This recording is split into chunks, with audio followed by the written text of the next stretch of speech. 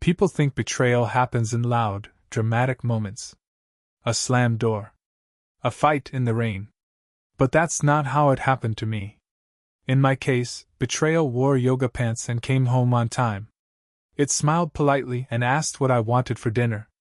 It kissed me goodnight with the same mouth that kissed someone else a few hours earlier. My name is Daniel Foster. I was married for 34 years to a woman I believed was my partner in everything. Her name is Evelyn. Evie to most. I used to call her Linny, back when pet names meant something. Before everything got quiet. We raised 2 kids together. Paid off the house. Took weekend trips to upstate wineries. We had routines, rhythms, the kind of steady life that made people say things like, "You two are lucky. You've lasted." But longevity means nothing when someone decides they want more. Or less. Or someone younger with tighter abs and a flattering smile. The first sign was her phone. Not that she hid it. She didn't need to. We were older, the kind of couple people think is past all that. But she started laughing at messages she didn't explain. Started leaving it face down on the counter. She never did that before. And it wasn't suspicious. Not at first. Then came the workouts. She joined a gym a few years back. Nothing crazy. Just morning sessions, twice a week. Then 3. Then every day. Then personal training. Then protein shakes and fitness challenges, and group classes at 6:30 a.m. With a trainer named Blake. Blake. I heard that name in passing for months before I attached any weight to it. Blake says I should stretch more. Blake told me I've got great posture for my age. Blake this, Blake that. I smiled. Nodded. Even joked once. If this Blake gets you to unload the dishwasher, tell him I'll pay for another session. She laughed. She kissed my cheek. And 2 weeks later, I watched from my car as she kissed him. That's where the story really starts. I didn't follow her. Not the first time. I just sat there, parked across the street from the gym's rear lot, watching my wife of 34 years kiss a man half her age behind a row of parked SUVs. It wasn't just a peck. It was the kind of kiss you give someone you crave. I drove home that day on autopilot. Didn't cry. Didn't scream. Just went inside and stood in the kitchen, staring at the wall. At some point I realized the fridge was humming too loud, or maybe everything else was just too quiet. I opened a bottle of wine we'd been saving. Sat in the dark. And I made a decision.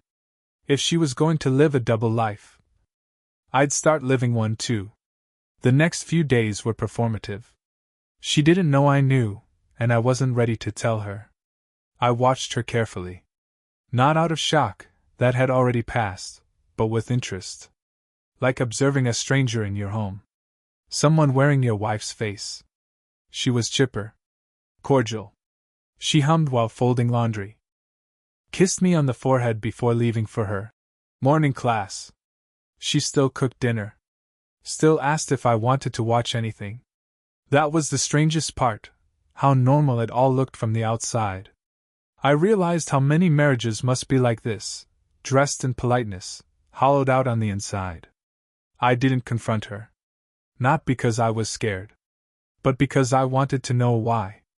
I wanted to understand what I had become to her. A habit? A wall fixture? A safe place to store her tax records and wedding band when she took them off to sweat under Blake? So I played along. Let her leave in the morning. Let her text when she was grabbing a smoothie. Or running errands. And then I started watching. I found Blake's Instagram first. Of course he had one. Shirtless videos. Motivational Mondays. A smug grin and far too many selfies with middle-aged clients captioned, "Putting in the work." Flexed biceps fire. There she was. Evelyn. In the background of one of his posts from 2 weeks earlier, doing squats with her hands behind her head. Smiling like a college girl. I saved the video. Then I started digging. Within a few days I knew his last name, where he got certified, which gym he used to work at before this one.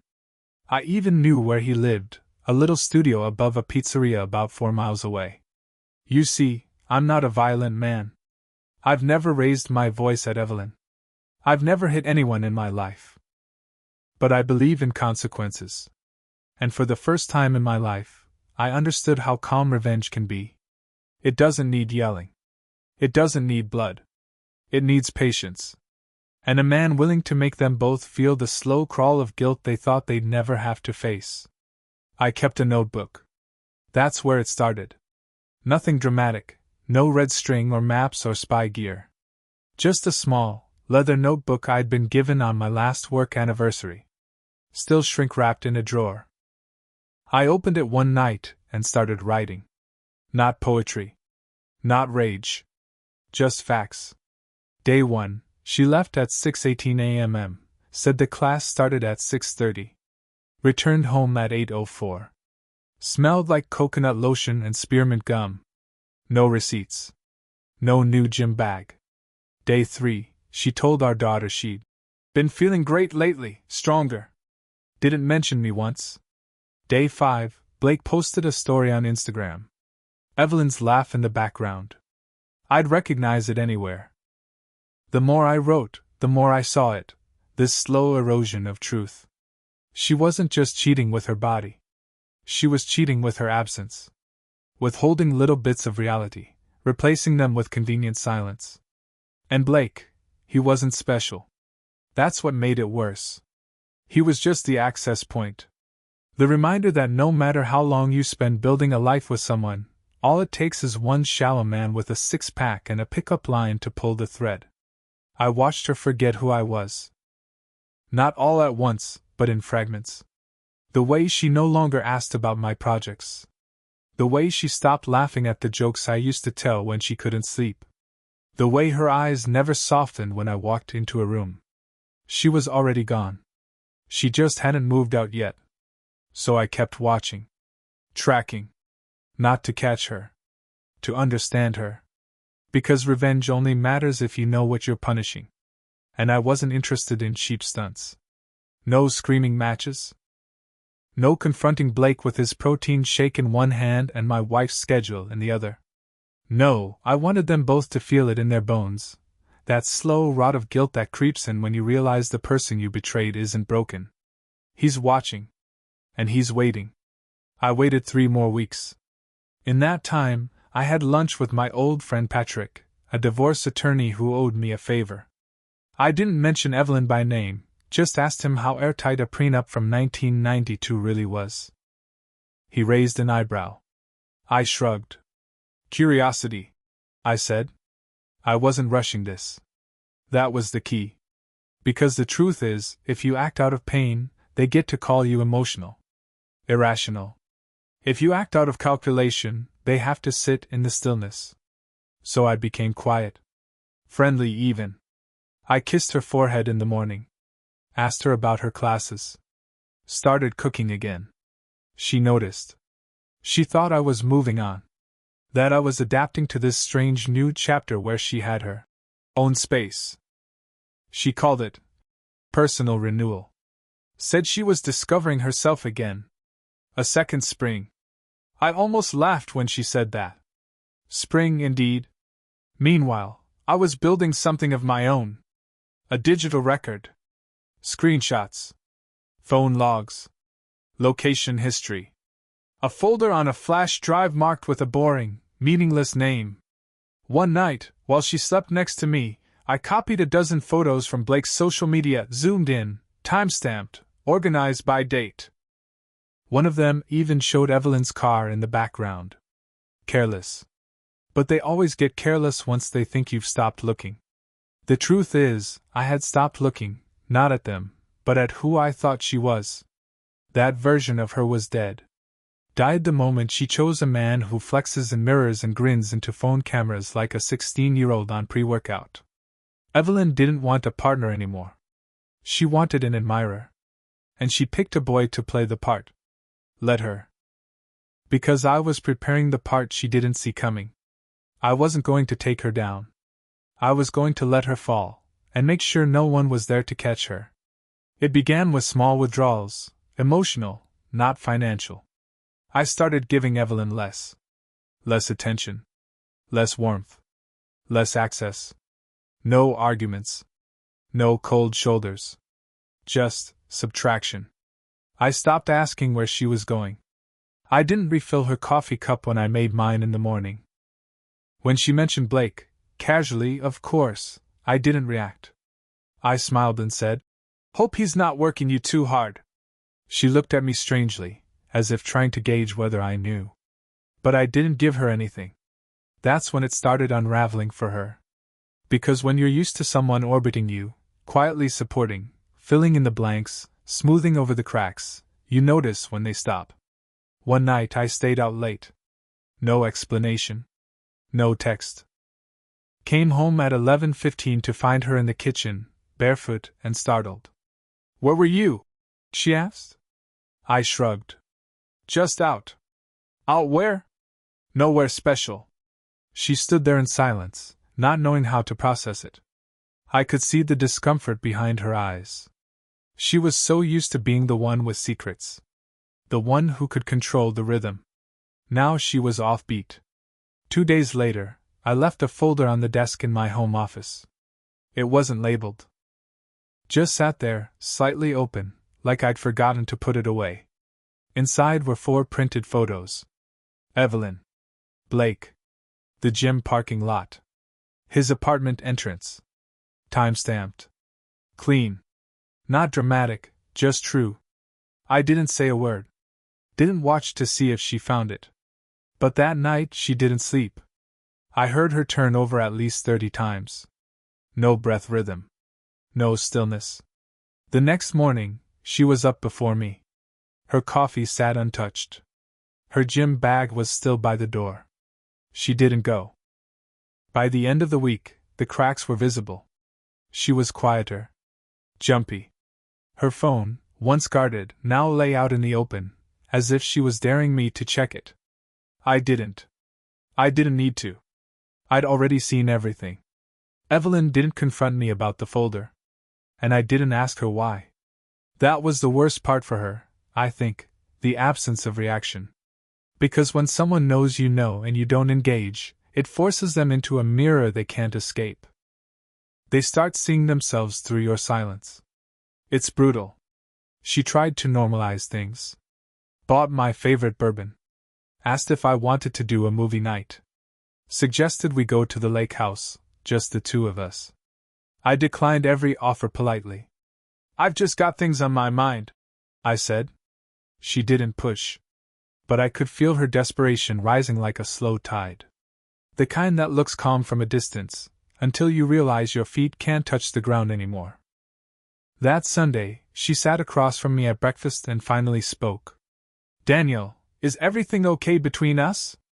I looked up, chewed my bite of toast, and said, "I think we're both figuring that out." That was it. No accusation. No anger. Just truth, sliced thin enough to slip under her skin. I could see it in her eyes, the fear of what that meant. Not a man storming out or yelling. Not some dramatic ultimatum. Just quiet, steady detachment. She thought I'd beg. That I'd cry.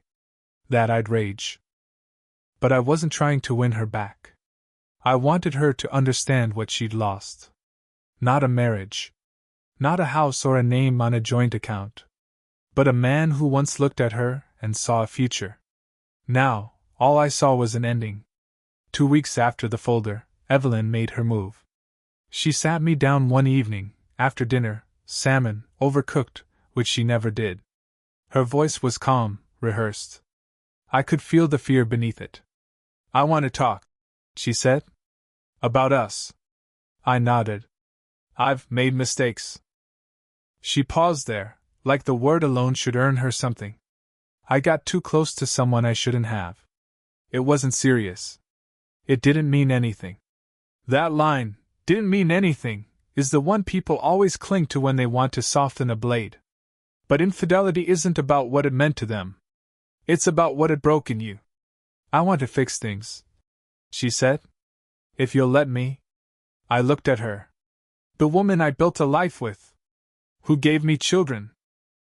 who held my hand in hospital waiting rooms, who laid beside me for over 3 decades and still found the room in her heart to kiss someone else when she thought I wasn't looking.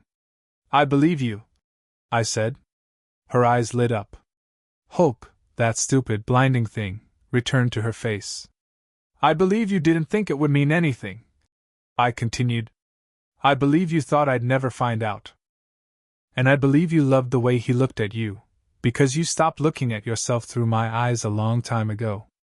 She went quiet. I kept going. I'm not here to punish you, Evelyn. But I'm not staying either. Her lips parted.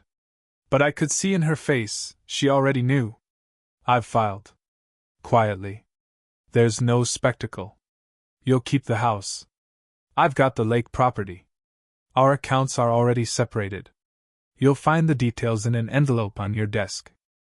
But Daniel, I loved you, I said, interrupting gently. And for a long time, that love made me blind. You said it didn't mean anything. But it meant enough to lie about. It meant enough to risk us. And it meant enough that you never once thought I'd walk away. I stood. She didn't follow me. Not that night. Not the next morning when I packed. Not even when the car pulled out of the driveway for the last time. That was the quietest part of all this. She never begged. She never ran after me. Because deep down, I think she understood something essential. She didn't lose me when she kissed him. She lost me the moment she made me feel invisible. I moved into the lake house that spring. Got a dog. Painted the walls a different shade of peace. Took walks in the cold. Cooked for myself. Learned how to be alone without being lonely. People ask me sometimes, friends, old coworkers, if I'm okay. And I tell them this.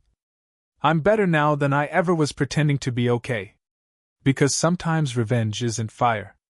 It's silence. It's taking everything they thought you'd fight to keep, and letting it go without looking back.